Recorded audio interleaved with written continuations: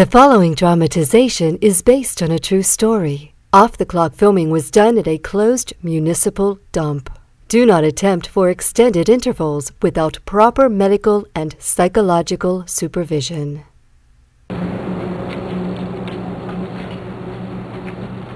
I don't agree with the premise that just because AIG or Merrill Lynch is giving people bonuses for driving the company into the ground that we should emulate that. That's certainly not the idea here, right? You know, 07 we lose $5 billion, 08 $2.8 billion we lose, and then now we have the prospect of losing somewhere in the area of $10 billion in 09 with all of this pain.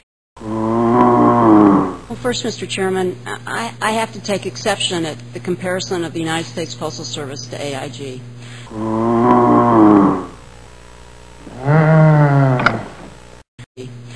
The Postal Service is the most trusted government agency and has been for the past 5 years. It's one of the most trusted organizations in the country. Mr. Potter and his team saved billions of dollars, $8 billion over the last 7 years, $2 billion. He's been one of the most successful postmaster generals in the history of the Postal Service. Had a non-cash workers' comp adjustment this quarter of $800 million,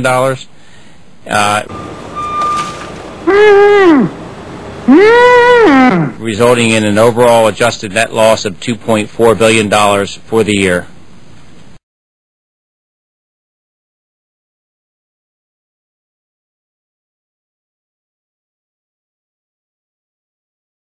The Bureau of Postal Health and Safety has suspended scheduled off-the-clock Phase 1 human impact testing of theoretical FSS efficiencies until a more suitable energy enhancement supplement is developed. This is not meant to imply that every member of the United States Postal Service cycling team has been found guilty of doping. Thus far, various tools and methodologies have also been effectuated, but to date, none have proven compatible with street time simulations in excess of 6 hours per day. Additionally, updated carrier work methods have not been clearly demonstrated in any of the new flat-rate box commercials. Apparently, the contracted actor did not have the tools nor the juggling skills necessary to simulate collation and containerization of multiple bundles of machine-sorted letters and magazines and their associated residual volumes.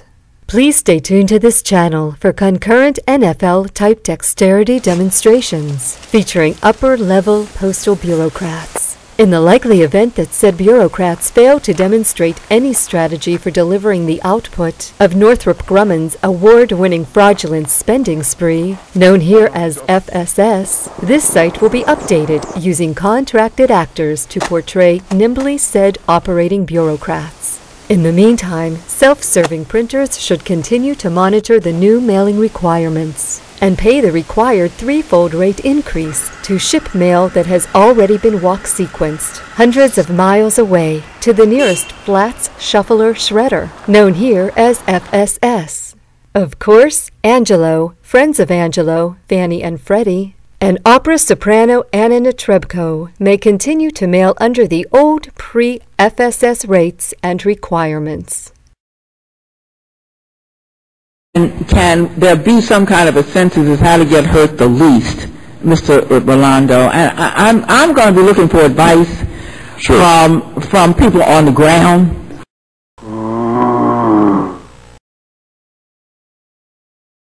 There's somebody on the phone, if they could, that's a little too close to the microphone or too close to the phone.